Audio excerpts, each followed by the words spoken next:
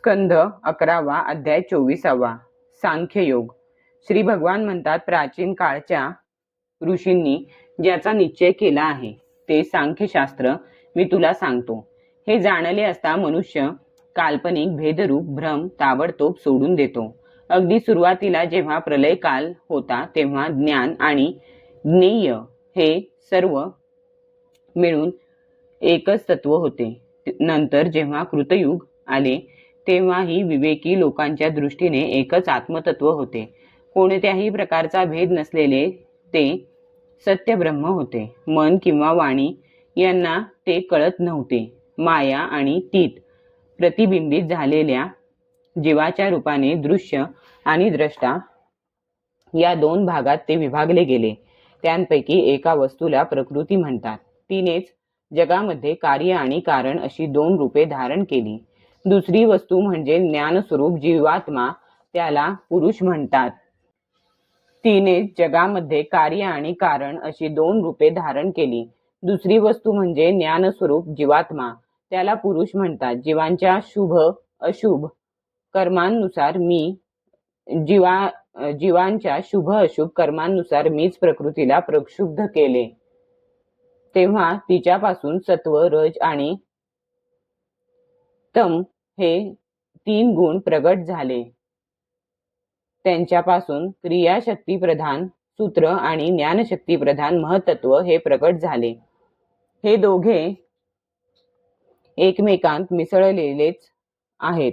महत्त्वापासून अहंकार उत्पन्न झाला. हा अहंकारच जीवांना मोह उत्पन्न करतो. तो अहंकार सात्विक, राजस आणि तामस असा तीन प्रकारचा आहे. पंचतन्मात्रा, इंद्रिये आणि मन ही अहंकाराची कार्ये आहेत. म्हणून तो जड चेतन असा उभयात्मक आहे. तामस अहंकारापासून पंचतन्मात्रा आणि त्यांपासून पंचमहाभूते उत्पन्न झाली. राजस अहंकारापासून इंद्रिये आणि सात्विक अहंकारापासून इंद्रियांच्या अधिष्ठात्या 11 देवता प्रगट झाल्या. माझ्या प्रेरणेने हे सर्व पदार्थ एकत्र होऊन एकमेकात मिसळले गेले आणि त्यांनी ब्रह्मांड रूप अंडे उत्पन्न केले. हे ब्रह्मांड माझे उत्तम निवासस्थान आहे. जेव्हा ते अंडे पाण्यामध्ये स्थिर झाले तेव्हा मीच नारायण रूपाने त्यात विराजमान झालो. माझ्या नाभीपासून विश्वकमळाची उत्पत्ती झाली. त्यावर ब्रह्मदेव प्रगट झाला. विश्वस्वरूप ब्रह्मदेवाने तपश्चर्या केली आणि माझ्या कृपेने रजोगुणाच्या द्वारे पृथ्वी, अंतरिक्ष आणि स्वर्ग या तीन लोकांची व त्यांच्या लोकपालांची निर्मिती केली. देवतांचे निवासस्थान स्वर्ग, भूत प्रेतांचे अंतरिक्ष आणि मनुष्य इत्यादींसाठी पृथ्वी हे स्थान ठरविले.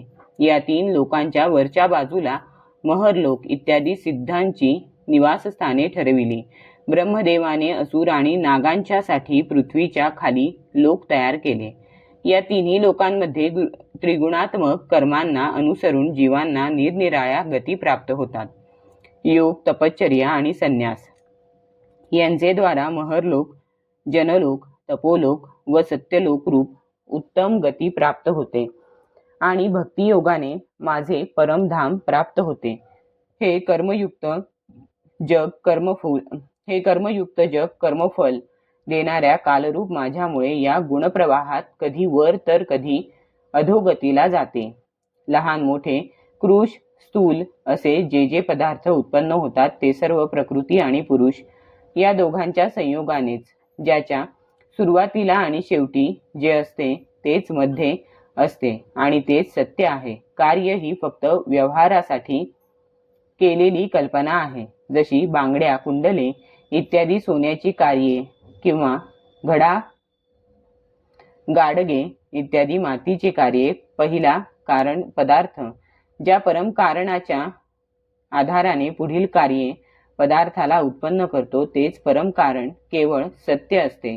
कारण तेच कार्याच्या आधी आणि शेवटीही असते. जसा भिजलेला मातीचा गोळा घड्याचे कारण असतो, पण तो मूळ माती या परम कारणाच्या आधारानेच घडारूप कार्याचे कारण बनतो. भिजलेल्या गोळ्याच्या आधी माती, गोळ्यात माती, घड्यात माती आणि घडा फुटल्यावरही मातीच असते. म्हणून मातीच सत्य होय. या प्रपंचाचे उपादान कारण प्रकृती आहे, आधार परमात्मा आहे आणि यांना प्रगट करणारा काल आहे. प्रकृती, परमपुरुष आणि काल ही तिन्ही रूपे खरे पाहता ब्रह्मस्वरूपच आहेत आणि तेच शुद्ध ब्रह्म मी आहे. जोपर्यंत परमात्म्याची ईक्षण शक्ती आपले काम करीत राहते तोपर्यंत जीवांच्या कर्मभोगासाठी कारण कार्यरूपाने हे विविध सृष्टीचक्र अखंड चालू राहते. मी कालरूपाने हे ब्रह्मांड व्यापलेले असते तोपर्यंत विविध लोकांची उत्पत्ती व संहार होत असतात.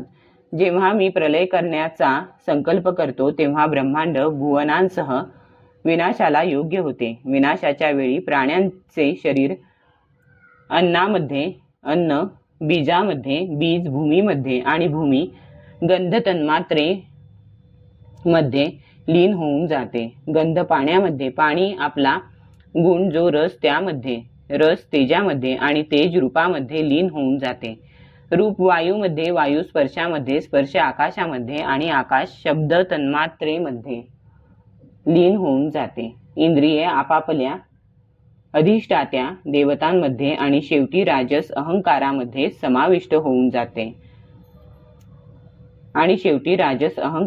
समाविष्ट होऊन जातात. हे सौम्य राजस अहंकार आपला नियंता असलेल्या सात्विक अहंकार रूप मनामध्ये, शब्द तन्मात्रा महाभूतांचे कारण असलेल्या तामस अहंकारामध्ये आणि सर्व जगाला मोहित करण्यास समर्थ असलेला त्रिविध अहंकार महत्त्वामध्ये लीन होऊन जातो. ते महत्त्व आपल्याला कारण असलेल्या त्रिगुणांमध्ये लीन होऊन जाते. गुण प्रकृतीमध्ये आणि प्रकृती अविनाशी कालामध्ये लीन होऊन जाते. काल मायामय जीवामध्ये आणि जीव माझ्यामध्ये अजन्मा परमात्म्यामध्ये लीन होऊन जातो. आत्मा मात्र आपल्या स्वरूपातच स्थित राहतो. तो विश्वाची उत्पत्ती आणि लय यांच्या अधिष्ठानामुळे जाणला जातो. अशा प्रकारे विवेक दृष्टीने जो पाहतो त्याच्या चित्तामध्ये भेदविषयक भ्रम कसा निर्माण होईल आणि झालाच तरी हृदयात कसा टिकू शकेल? सूर्योदयानंतर आकाशात अंधकार राहू शकेल काय? कार्य आणि कारण या दोघांचाही साक्षी असणाऱ्या मी सृष्टीची उत्पत्ती ते प्रलय आणि प्रलयापासून उत्पत्तीपर्यंतचे सांख्यशास्त्र तुला सांगितले. यामुळे आत्मस्वरूपाविषयीचा संशय नाहीसा होतो. अध्याय 24 समाप्त.